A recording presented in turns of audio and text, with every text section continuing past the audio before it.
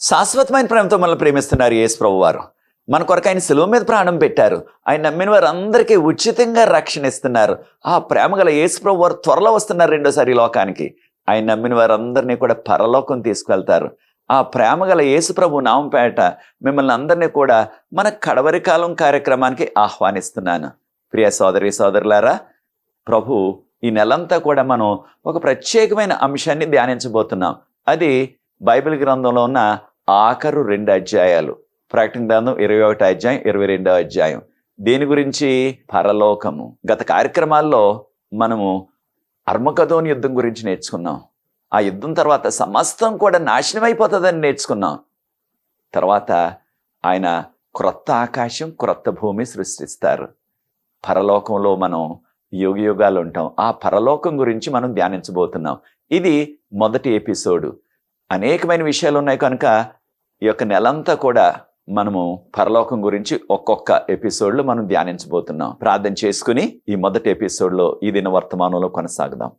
పరిశుద్ధ ప్రేమ గల మా తండ్రి, మమ్మల్ని, మా కుటుంబాలని, మా సంఘాలని మీరు ఆశీర్వదించారు. మీ ప్రత్యేకమైన కృపాసన్నిధి మాతో ఉంచవలసిందని ఈ నెలంతా కూడా బైబిల్ గ్రంథంలో పరలోకం గురించి ఏమైతే విషయాలు మాకు నాయన వివరించారో, పరలోకం గురించి బైబిల్ గ్రంథంలో ఏమైతే వివరించారో అవన్నీ కూడా నేర్చుకుని దాని ద్వారా మీకు యోగ్యమైన కుమారులుగా కుమార్తెలుగా మేము జీవించే ఆ ధన్యత మాకు అనుగ్రహించమని కార్యక్రమం వీక్షిస్తున్న ప్రతి వ్యక్తిని, వారి కుటుంబాన్ని, ఈ పరిచర్య ముందు కొనసాగడానికి ఎవరైతే సహకరిస్తున్నారో అందరినీ ప్రత్యేకంగా ఆశీర్వదించమని, మీ ఆత్మతో మమ్మల్ని నింపి ఈ లోతైన మర్మాలు తెలుసుకునే ఆ కృప మాకు అనుగ్రహించమని, పరలోకపు జ్ఞానాన్ని మాకు ప్రసాదించి ఈ మర్మాలు తెలుసుకునే ధన్యత మాకు దయచేయవలసిందని యేసు ప్రభు వారి పరిశుద్ధమైన నామమును బట్టి ప్రార్థిస్తున్నాను తండ్రి, ఆమేన్.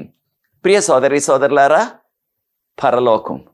పరలోకం గురించి మనకి బైబిల్ గ్రంథంలో ఉన్న ఆఖరు 2 అధ్యాయాలు, ప్రకటన గ్రంథం 21 అధ్యాయం, ప్రకటన గ్రంథం 22 అధ్యాయంలో అనేకమైన విషయాలు ఉన్నాయి. అదే రీతిగా యెషయా గ్రంథంలో కూడా కొన్ని విషయాలు ఉన్నాయి. రాబోయే ఎపిసోడ్లు మనం నేర్చుకోబోతున్నాం.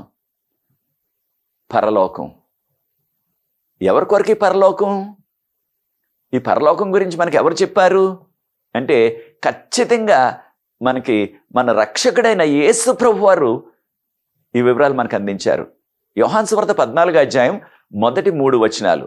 యోహాను సువార్త 14 అధ్యాయం మొదటి 3 వచనాలు. John chapter 14 verse 1, 2 and 3. మీ హృదయములు కలవరపడనీయొద్దు. ప్రభు చెప్పారంటే మీరు ఆందోళన పడవద్దు. దేనివల్ల? ప్రభు వారు చెప్పారు, నా తండ్రి ఇంట అనేకమైన నివాసాలు ఉన్నాయి. అయితే మన యొక్క భాషలో నివాసాలు అని తర్జుమా చేశారు మనకి. కానీ మూల భాషలో చూసిన, ఇంగ్లీష్లో చూసిన దానిలో ఏముందంటే మ్యాన్షన్ అన్నారు. మ్యాన్షన్ అంటే రాజభవనం. ఏదో సాదా సీదా చిన్న పూరిపాక కాదు. రాజభవనం. మ్యాన్షన్ అంటే రాజులు, అతి సంపన్నులైన వారు జీవించే ఆ యొక్క రాజభవనాలు అన్నమాట. అలాంటివి మీ కొరకు నా తండ్రి ఏంటో ఉన్నాయి అని ప్రభువారు చెప్పారు. దాంతోపాటు ప్రభువారు అన్నారు, నేను వెళ్ళి మీ కొరకు ఈ యొక్క స్థలాన్ని సిద్ధపరుస్తాను, అంటే ఈ యొక్క భవనాలను సిద్ధపరుస్తాను. యోహాను సువార్త 14 అధ్యాయం 3 వచనం గమనించినట్లయితే, నేను ఈ యొక్క రాజభవనాలు సిద్ధపరిచిన తర్వాత నేను మరలా వస్తాను. దాన్ని మనం రెండో రాకడ అంటున్నాం. వచ్చిన తర్వాత మిమ్మల్ని అందరినీ నేను తీసుకెళ్ళిపోతాను. నేను ఎక్కడైతే ఉంటానో, ఎక్కడుంటారు ఆయన? తన తండ్రి ఇంట. ఆ తండ్రి ఇంటే దాన్నే మనం పరలోకం అంటున్నాం. దాన్నే నూతన యెరూషలేము అంటున్నాం. నేను ఎక్కడైతే ఉంటానో మీరు కూడా అక్కడే ఉంటారు అని ప్రభువారు చెప్పారు. కనుక ప్రియ సోదరి సోదరులారా, పరలోకం గురించి యేసు ప్రభువారే మనకి బోధించారు. ఈ ప్రకటన గ్రంథంలో ఆఖరి 2 అధ్యాయాలు ఉన్న విషయాలు కూడా యోహాను గారికి ప్రభువారే దర్శనాల ద్వారా వివరించారు. ఎప్పుడు పరలోకంలో మనం ప్రవేశిస్తాం అంటే, చాలా మందికి ఒక అపోహ ఉన్నది. అపోహ ఏంటి? మరణించిన వెంటనే వారి ప్రాణం వెళ్ళిపోతుంది పరలోకం అని అనుకుంటున్నారు. అది సరికాదు. ఏమన్నారు ప్రభువారు? స్థలం సిద్ధపరిచి నేను వచ్చి తీసుకువెళ్తానన్నారు. అనగా ఆయన రెండవ రాకడ ఎప్పుడైతే వస్తుందో ఆ దినాన మనల్ని అందరినీ కూడా, ఎవరైతే ప్రభు నమ్ముకుంటున్నారో, ఆయన వాక్యపు వెలుగులో, ఆజ్ఞల వెలుగులో ఆయన చెప్పినట్టుగా ఎవరైతే జీవిస్తున్నారో వారందరినీ కూడా పరలోకం తీసుకెళ్ళిపోతారు. అప్పటికి మనలో కొంతమంది మరణించినట్లయితే ఆ మరణ నిద్ర నుంచి మహిమ శరీరాలతో లేపేస్తారు ఏకంగా. మనం సజీవులుగా ఉన్నట్లయితే కనురెప్పపాట్లు మనకు మహిమ శరీరం వచ్చేస్తుంది. మనందరినీ కూడా ఆ పరలోకానికి తీసుకువెళ్ళిపోతారు. ఆ నూతన యెరూషలేము. ప్రకటన గ్రంథం 21వ అధ్యాయం 1వ వచనాన్ని గమనించినట్లయితే ఆ యొక్క నూతన యెరూషలేము పరలోకం నుంచి దిగిరావటం యోహాను గారు దర్శనంలో చూచారు. ఆయన వెంటనే చెప్పింది ఏమిటంటే, ఇక ప్రస్తుతం ఉన్న ఈ భూమి ఈ ఆకాశము ఇక గతించిపోతాయి. దాని స్థానంలో ఆ యొక్క క్రొత్త ఆకాశం క్రొత్త భూమిని ప్రభువు చేస్తారు. ఒక విషయాన్ని కూడా మనం గమనించాలా. ఇప్పుడు మనం జీవిస్తున్న ఈ భూమి, మనల్ని ఆవరించి ఉన్న ఈ ఆకాశం, దీన్నే వాతావరణం అంటున్నాం. ఇంగ్లీష్లో స్కై అంటున్నాం, అట్మాస్ఫియర్ అంటున్నాం ఇంగ్లీష్లో. ఇవి ఎలా గతించిపోతాయి అంటే మనకు బైబిల్లో ఎంతో చక్కని విపులమైన వివరణ ఉన్నది. 2 పేతురు 3వ అధ్యాయం 10వ వచనం. 2 Peter chapter 3 verse 10. ఈ లోకంలో ఉన్న సమస్తం కూడా, దాన్ని పంచభూతాలు అన్నారు. అంటే మన చుట్టూ ఉన్న ఈ గాలి, నీరు, ఈ భూమి, ఆకాశం సమస్తం కూడా లయమైపోవును. దేంతో? మిక్కుటమైన వేండ్రముతో. అంటే ఎక్కువ వేడనమాట. దీన్ని మనం మెల్టింగ్ అంటున్నాం ఇంగ్లీష్లో. అంటే సమస్తం కూడా కరిగిపోయి ద్రవమైపోతుంది అనమాట. ఈ భూమి మీద మానవులు చేసింది ఏదైనా సరే, ఈ యొక్క సమస్తం కూడా, మానవుడు చేత్తో చేసింది ఏదైనా సరే సమస్తం కూడా కాలిపోయి కరిగిపోయి లయమైపోయి ద్రవ పదార్థం అయిపోతుంది అన్నమాట. ఇంగ్లీష్లో లిక్విడ్ అంటున్నాం. కారణం, ఈ పాపం లోకంలో ప్రవేశించినప్పటి నుంచి ఈ లోకంలో రకరకాల పొల్యూషన్ అంటున్నాం, కాలుష్యాలు, రసాయన కాలుష్యం, అదే రీతిగా న్యూక్లియర్ అంటే ఈ యొక్క అణు శక్తి ద్వారా వచ్చిన ఆ యొక్క కాలుష్యం, రకరకాల కాలుష్యాలు భూమిని నింపేశాయి. ఆ కాలుష్యాలన్నీ కూడా ఈ యొక్క మిక్కిటమైన వేడికి కరిగిపోతాయి అన్నమాట. మనందరికీ తెలిసిన రీతిగా ఇనుముతో చేసిన ఆ ఊసలు కానీ, ఇనుప కమ్మెలు కానీ, ఇనుప స్తంభాలు కానీ, ఇనుము కరగాలంటే కనీసం కావాల్సింది 1500 డిగ్రీలు. మనకి ఒక 50-60 డిగ్రీలు వస్తేనే మనం చీమలు రాలిపోయినట్లు, ఈగలు రాలిపోయినట్లు రాలిపోతాం. అంటే వేడికి తట్టుకోలేం మనం. 1500 డిగ్రీలు. రకరకాల లోహాలు ఉన్నాయి, మానవులు చేసినవి, లోహాలతో చేసిన రకరకాల, ఇది వంట సామాన్లు కానీ, మనం ప్రయాణించే వాహనాలు కానీ, ఏదైనా సరే అవన్నీ కూడా కాలిపోవాలా, కరిగిపోవాలా. అంతటి వేడి ప్రభు పంపిస్తారు. దాన్ని మనం గత కార్యక్రమంలో నేర్చుకున్నాం. ఆకాశం నుంచి అగ్నివర్షం కురిపించేస్తారు. ఆ అగ్నివర్షం వలన సమస్తం కూడా కరిగిపోయి లయమైపోతుంది భూమి మీద. ఈ రీతిగా ప్రస్తుతం ఉన్న ఈ భూమి, దీన్ని ఆవరించిన వాతావరణం అనగా ఆకాశం అంతా కూడా కరిగి లయమైపోతాయి. ఇంకొక విషయాన్ని కూడా చెప్పారు యోహాను గారు దర్శనంలో చూసిన యోహాను గారు మరొక విషయాన్ని కూడా మనకి ఆశ్చర్యకరమైన విషయాన్ని చెప్పారు. అదేంటంటే ఆ యొక్క నూతన భూమి మీద, దాన్నే మనం పరలోకం అంటున్నాం. ఎక్కడుంటుంది పరలోకం? ప్రస్తుతం పరలోకం ఆకాశంలో ఉంది, నక్షత్ర మండలానికి పైగా ఉంది. కానీ 1000 ఏళ్ల పాలన తర్వాత ఆ పరలోకం దిగి వస్తున్నట్లుగా ఆయన చూచారు. ప్రకటన గ్రంథం 21వ అధ్యాయం 1వ వచనంలో మనం గమనించాం. పరలోకం దిగి వస్తుంది ఈ భూమి మీదకి. అనగా ఈ భూమే పరలోకం అయిపోతుంది అనమాట. అప్పుడు ఈ భూమి మీద ఇక సముద్రము ఉండనే ఉండదు అని చెప్పేశారు. ప్రకటన గ్రంథం 21వ అధ్యాయం 1వ వచనం ఆఖరి భాగంలో. సముద్రం గురించి ఎందుకు ప్రస్తావించారు ఆయన? కారణం, ఆ యొక్క సముద్రం వలన ఆయనకి విసిగిపోయారు. కారణం, ఆ యొక్క దీపంలో ఉండి కదా, పద్మాస లంకలో ఉండి కదా ఆయన రాశారు. కనుక ఆ సముద్రం సౌండు అదంతా కూడా ఆయనకి ఎంతో విసుగ్గా ఉంది. చుట్టూ చూసేటప్పటికి సముద్రం కనపడలేదు. చాలా సంతోషం అయిపోయింది దానికి. ఇక ఈ యొక్క సముద్రం యొక్క రోదన ఇక ఉండదు మనకి. అయితే ఒక విషయాన్ని కూడా మనం గుర్తించాలా. అదేమిటంటే ప్రస్తుతం ఈ భూమి మీద ఉన్న ఆ యొక్క సముద్రాలు, మహాసముద్రాలు, నదులు, జలాశయాలు ఇవన్నీ కూడా 71%, 71% సముద్రాలు, మహాసముద్రాలు, ఈ నదులు, జలాశయాలు ఆవరించేసే ఈ భూమిని 71% ఏకంగా 71%. ఇక అన్ని దేశాలు కలిసి వాడుకుంటున్న భూమి 29%. మరి పరలోకంలో సముద్రం లేదని యోహాన్ గారు దర్శనంలో చూసి చెప్పేశారు మనకి. దానివలన 71% ఎక్స్ట్రా అధికంగా భూమి అందుబాటులోకి వస్తుంది అనమాట.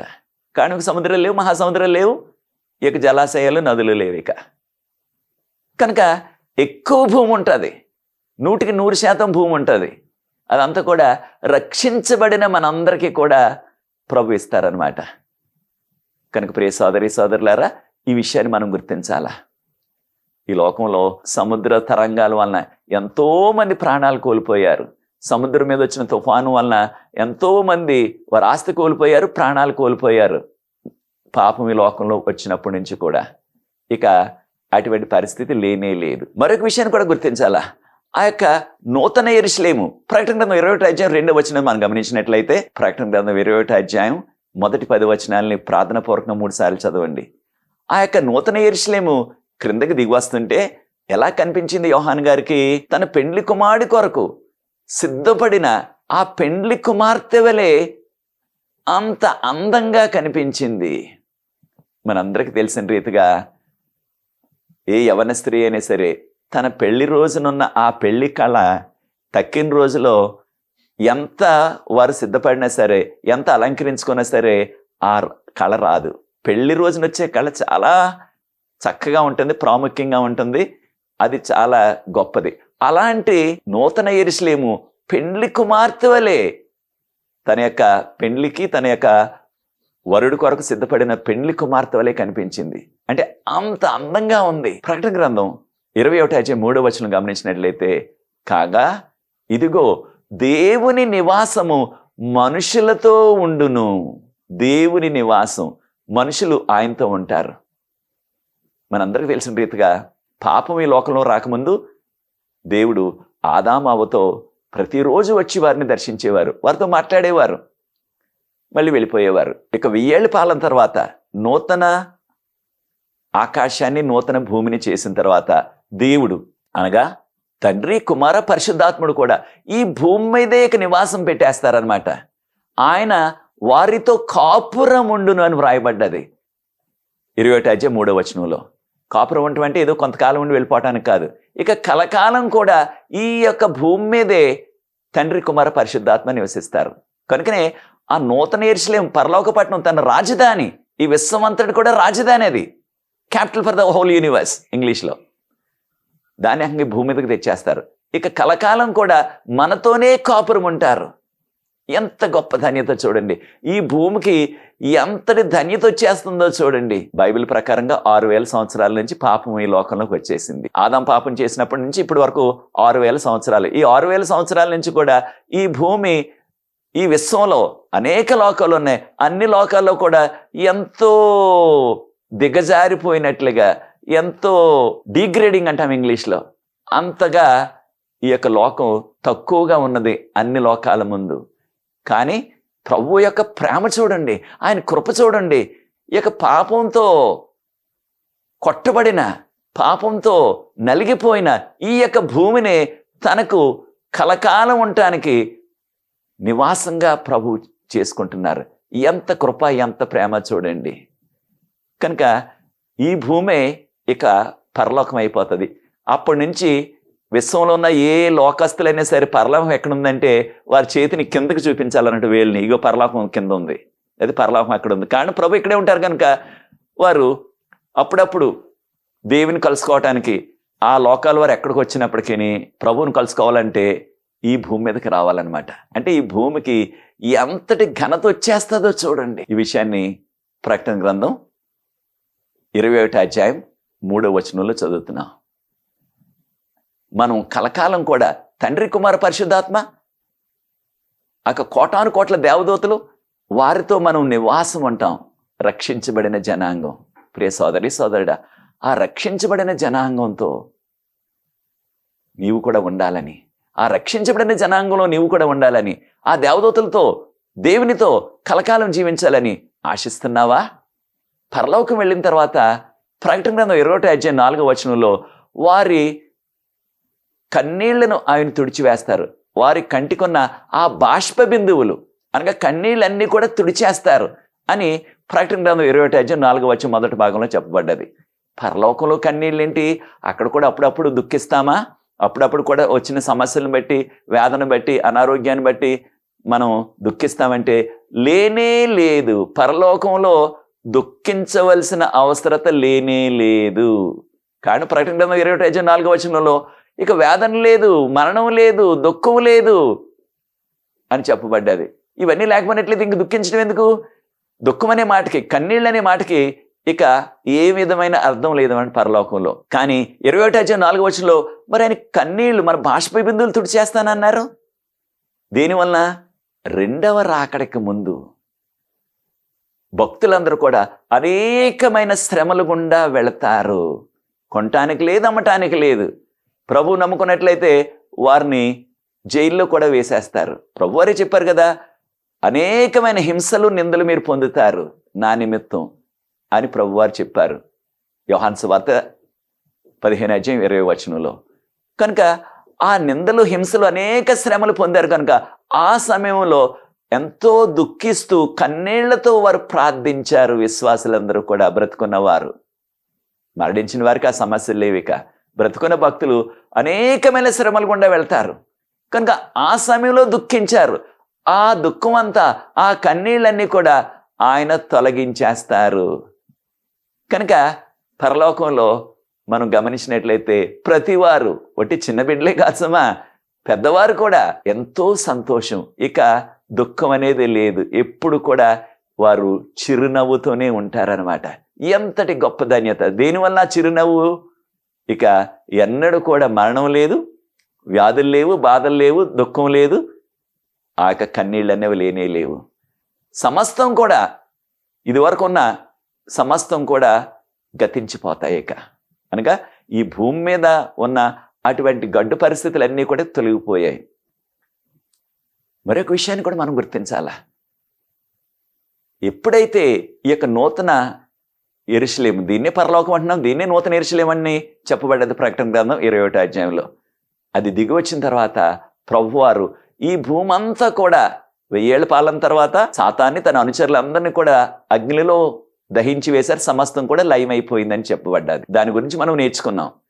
ప్రకటన గ్రంథం 21:5 ఆయన సమస్తాన్ని, ఇదిగో సింహాసనాసీనుడైన వారు సమస్తాన్ని కూడా నూతనంగా సృష్టిస్తారు. మనందరికీ తెలుసు, ఈ లోకాన్ని ఆయన 6 దినాల్లో సృష్టించారు, 7వ దినాన్ని విశ్రమించారు. అది ఆదికాండం 1:2 ఈ విషయాలు చదువుతున్నాం.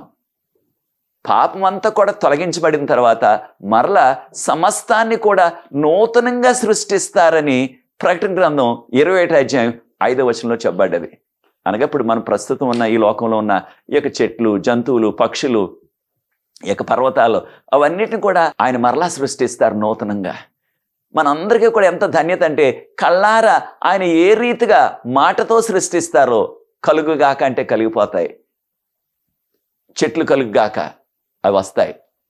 అలాగే దేవుడు సమస్తాన్ని కూడా నూతనంగా సృష్టించేస్తారు. ఈ లోకంలో ప్రస్తుతం ఉన్న ఈ చెట్లు కానీ, పక్షులు కానీ, జంతువులు కానీ, మానవులు కానీ పాప ఫలితాల వలన అనేకమైన అనర్థాలు, అనేకమైన లోపాలు వచ్చేసాయి. చెట్లకి వచ్చేసాయి లోపాలు, జంతువులకి, పక్షులకి, మనుషులు కూడా వచ్చేసాయి. కానీ దేవుడు సృష్టించబోయే నూతన సృష్టి, ఆ నూతన సృష్టిలో ఇక యుగ యుగాలు కూడా కోట్ల కోట్ల కోట్ల సంవత్సరాలు, ఎన్ని కోట్ల సంవత్సరాలు జీవించినప్పటికీ ఆకు రాలిపోవటం కానీ, వయసు ఎక్కువైపోయి వృద్ధాప్యంలో చనిపోవటం కానీ పక్షులకి లేదు, జంతువులకి లేదు, వృక్షాలకి లేదు, మనుషులకి లేదు. కలకాలం జీవిస్తారు. కనుక ప్రియ సోదరి సోదరులారా, ప్రభువారు ఎంతో ప్రేమతో ఆయన అంటున్నారు, నేను అల్ఫాయు ఓమేగాను. ప్రకటన గ్రంథం 21:6 నేను అల్ఫా ఓమేగా. అల్ఫా ఓమేగా అంటే ఏంటి? మనకి అల్ఫా ఓమేగా, నేను ఆదియు అంతమని తర్జుమా చేశారు దాన్ని మన భాషలో. అయితే దేవునికి ఆది ఉన్నదా? దేవునికి బిగినింగ్ ఉందా? ఇంగ్లీష్లో చెప్పుకోవాలంటే బిగినింగ్ ఉందా అంటే ఆయనకి ప్రారంభం లేదు కదా. అలాగే అంతం కూడా లేదు ఆయనకి. బిగినింగ్ లేదు, ఎండింగ్ లేదు. అంటే ప్రారంభం లేదు, అంతం లేదు. దేవునికి నిరంతరం ఉన్నవాడు దేవుడు. ఆయనకి ఎక్కడైనా ఒక ప్రారంభం ఉన్నట్లయితే, అంటే పుట్టుకున్నట్లయితే దేవుడు అవ్వలేడు. ఆయన దేవునికి ఆది అంతం ఉండదు. నిరంతరమైన ఉంటున్నారు. కనుక అల్ఫా ఓమేగా అంటే నేను సమస్తము. మనకి చక్కగా తర్జుమా చేయాలంటే మన భాషలో నేను నిత్యము ఉండువాడను అని తర్జుమా చేస్తే బాగుంటుంది. అల్ఫా ఓమేగా అనేవి గ్రీకు భాషలో 2 అక్షరాలు అనమాట. గ్రీకు భాషలో మొదటి అక్షరం, గ్రీకు భాషలో ఆఖరి అక్షరం. అల్ఫా మొదటి అక్షరం, ఓమేగా ఆఖరి అక్షరం. కనుక ఆది అంతమని తర్జుమా చేసేశారు. కానీ నిజానికి వాస్తవానికి ఆయన సమస్తము నిత్యము జీవించేవాడంటే చాలా బాగుంటుంది ఆ తర్జుమాలో అల్ఫా ఓమేగాకి. మనకు కొన్ని నగరాల్లో పట్టణాల్లో చూస్తుంటాం A to Z స్టోర్ అంటున్నారు. A to Z స్టోర్ అనే బోర్డు ఉంటుంది. A to Z స్టోర్ అని చదివేటప్పటికి మనకి ఏమనిపిస్తుంది అంటే ఇక్కడ అన్నీ కూడా అందుబాటులో ఉంటాయని మనకు చెప్పడానికి A to Z అన్నారు. అలాగే అల్ఫా ఓమేగా అంటే ఆయన సమస్తము కూడా నిరంతరం ఉండే దేవుడు అనమాట. మరొక విషయాన్ని కూడా మనం గమనించాలా. ప్రకటన గ్రంథం 21:7 గమనించినట్లయితే ఆ జీవజలం ఎవరైతే దప్పికొంటున్నారో నా వద్దకు రండి, నేను మీకు ఆ జీవజల బొగ్గు నుంచి జీవజలాన్ని ఇస్తాను అంటున్నారు. దేనికి జీవజలం? జీవజలం త్రాగటానికి. యేసు ప్రభువారే జీవజలాన్ని ఇవ్వగలరు, ఇంకెవ్వరు కూడా ఇవ్వలేరు. రాబోయే ఎపిసోడ్లో మనం నేర్చుకోబోతున్నాం. పరలోకం మధ్యగుండా ప్రవహిస్తుంది జీవజల నది. ఆ జీవజలాన్ని మనం త్రాగుతాం. ఎంత గొప్ప ధన్యత చూడండి. ఈ లోకంలో ఎంత ఖరీదు పెట్టుకున్నా, ఎంత మంచి నీళ్లు కొనుక్కున్నా సరే దానిలో ఏదో కాస్త కాలుష్యం ఉండిపోతుంది. స్వచ్ఛమైన 100కి 100 పాళ్ళు నీరు మనం ఎంత డబ్బు పెట్టుకున్నా ఎక్కడ దొరకదు మనకి. పరలోకంలో మనకి ఇస్తారు. నిరంతరం కూడా ఆ జీవజలాన్ని త్రాగే ధన్యత మనకు కలుగుతుంది. అయితే ప్రభువుని నమ్మకుండా ప్రభువుకు వ్యతిరేకంగా జీవించిన వారందరినీ కూడా ప్రభు సమూలంగా అగ్నిగుండంలో నాశనం చేసేస్తారని మరొకసారి జ్ఞాపకం చేశారు. ప్రకటన గ్రంథం 21:8 మనం గమనించినట్లయితే ఎవరైతే పిరికివారు ఉంటున్నారో, పిరికివారంటే ప్రభు నమ్ముకోవటానికి పిరికివారు. అదే ప్రభువు నమ్ముకుంటే మనకి కొన్ని కలగవలసినవి కలగవు. బాప్తీసం తీసుకున్నట్లయితే మన బిడ్డలకి సంబంధాలు రావు. లేకపోయినట్లయితే మన సమాజం వారు మనల్ని తక్కువగా చూస్తారు, సమాజంలో వెలివేసేస్తారు అని చాలామంది ప్రభువుని నమ్ముకోవటానికి బహిరంగంగా, బాప్తీసం తీసుకోవటానికి బహిరంగంగా వారు భయపడుతున్నారు. ప్రభువు కొరకు, రక్షణ కొరకు, బాప్తీసం కొరకు మనం భయపడినట్లయితే అటువంటి వారు పరలోక రాజ్యం చేరరు. కనుకనే పిరికి వారు అన్నారు. ఇక్కడ మరొక విషయాన్ని కూడా మనం గుర్తించాలి. ఇక్కడ ఒక లిస్ట్ ఉంది, ఇక్కడ ఒక జాబితా ఉంది. 21:8 దాన్ని ఒక్కసారి మీరు ప్రార్థనాపూర్వకంగా 3 సార్లు చదవండి. ప్రార్థనాపూర్వకంగా 3 సార్లు చదవండి. ఆ జాబితాలో మనం కూడా ఉన్నామా అని. ఎవరు? పిరికివారు, ప్రభువుని నమ్ముకోవటానికి పిరికివారు. రెండవది ప్రభువుని నమ్మనివారు, అవిశ్వాసులు. తర్వాత అసహ్యమైన కార్యాలు చేసేవారు అనమాట, మాంత్రికులు, రకరకాల మాంత్రికులు. ఆ మంత్రాలు తంత్రాలను నమ్మేవారు, చేయించుకునేవారు. చేసేవారే కాదు, వాటిని చేయించుకునేవారు, వాటిని నమ్మేవారు, ఈ మంత్రతంత్రాలని వారు. తర్వాత స్త్రీలోలులు అనగా వేశ్య లోలులు అనమాట. ఇంగ్లీష్లో హోర్ మాంగర్స్ అన్నారు. అనగా వ్యభిచార కార్యాల కొరకు పరస్త్రీ దగ్గరికి వెళ్ళేవారు అనమాట. వారు నరహంతకులు, విగ్రహారధికులు, అబద్ధికులు. దీనిలో ఈ లిస్ట్ అంతా చూసినట్లయితే ఇవన్నీ కూడా నేను చేయట్లేదు. ఆఖరిది చూడని మాట, అబద్ధికులు.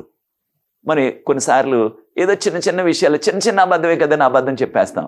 అబద్ధికులు కూడా దేవుని రాజ్యానికి వారసులు కాదు. వారిని ఎక్కడ వేసేస్తారు ప్రభువారు? ఆ అగ్ని గంధకాల్లో, దాన్ని అగ్నిగుండం అంటున్నాం, నరకం అంటున్నాం మనం, దానిలో వేసి అందరినీ కూడా దహించి వేస్తారు. కనుక ప్రియ సోదరి సోదరుడు, ప్రార్థనాపూర్వకంగా ఈ యొక్క జాబితాలో, ఈ లిస్టులో నేను కూడా ఒకవేళ ఉన్నానా? నాలో కూడా ఈ లిస్టులో ఉన్న ఆ యొక్క లోపాలు ఏమన్నా ఉన్నావా అని మనం పరీక్షించుకుని, మనల్ని మనం ప్రార్థించుకుని ఆ లోపాన్ని ప్రభు కృపలో సరిదిద్దుకుని ప్రభువుని నమ్మాలి మనం. లేకపోయినట్లయితే మనం పరలోకంలో ప్రవేశించలేము. ఆ అగ్నిగుండంలో మనం కూడా ఆహుతై కరిగిపోతాం. దీనివలన వారు చేసిన పాపక్రియల వలన దీన్నే రెండవ మరణం అన్నారు. రెండవ మరణం అన్నారు. రెండవ మరణం ఏంటి? ఈ లోకంలో పుట్టిన మనందరికీ కూడా మానవులుగా ఎంతటి భక్తులైనా సరే ఒక రోజున మరణం వస్తుంది. అది మొదటి మరణం. రెండవ మరణం మనం చేసిన పాపపు క్రియల వలన రెండవ మరణం వస్తుంది. ఆ పాపక్రియల్ని మనం పశ్చాత్తాపడి ప్రభు నమ్ముకున్నట్లయితే ఆయన రక్తంలో కడిగి శుద్ధీకరిస్తారు. మనం పశ్చాత్తాపడకపోయినట్లయితే మనం పాపంలోనే కొనసాగినట్లయితే రెండవ మరణం అనగా అగ్నిగుండంలో మరణం అన్నమాట. కనుకనే ప్రకటన గ్రంథంలో రెండవ రాకడలో ఎవరైతే లేస్తారని చెప్పబడ్డది. ప్రకటన గ్రంథం 20 రెవల్యూషన్ 20:6 దానిలో చెప్పబడింది ఏంటంటే, ఎవరైతే మొదటి పునరుద్ధానం రెండవ రాకడలో వచ్చేదనమాట, దానిలో ఎవరైతే పాల్గొంటారో వారు ధన్యులు పరిశుద్ధులని చెప్పబడ్డాది. అంటే రెండవ రాకడలో ఎవరైతే చనిపోయిన వారు బ్రతుకుతారో వారు పరిశుద్ధులు మరియు ధన్యులు. ఇంగ్లీష్లో బ్లెస్సెడ్ అన్నారు. ఆ రెండవ రాకడ వచ్చినప్పుడు లేచే మొదటి పునరుద్ధానంలో ఎవరు పాలు పంపులు పొందలేరు అంటే పాపులు, దేవుని పట్టించుకోకుండా, పాపాలు ఒప్పుకోకుండా వారి జీవితకాలంలో ఇష్టానుసారంగా జీవించిన వారు, వారికి అగ్నిగుండంలో ప్రభు శిక్ష వేస్తారు. దాన్ని రెండవ మరణం అంటున్నారు. ప్రియ సోదరి సోదరులారా, ప్రభు మన కొరకు మరణించారు సిలువ మీద. మనం ఒక్కరూ కూడా ఆ యొక్క నరకానికి పోకుండా, ఆ నరకాగ్నిలో దహించబడకుండా పరలోకంలో యుగయుగాలు ఉండాలని, ఆయనతోనే కాపురం ఉండాలని ప్రభు మన కొరకు సిలువ మీద మరణించి మనల్ని పిలుస్తున్నారు. నా కుమారుడా, నా కుమార్తె, నీ కొరకు నేను మరణించాను, నన్ను నమ్ముకో, నా నామపేట ముంచడం బాప్తిసం తీసుకో, నా వాక్యపు వెలుగులో ఆజ్ఞల వెలుగులో నీవు జీవించు. అలా చేసినట్లయితే ప్రభు మనం ఊహించిన దానికంటే త్వరగా వచ్చేస్తున్నారు, పరలోకం తీసుకెళ్తారు, కలకాలం ఆయనతో ఉంటాం.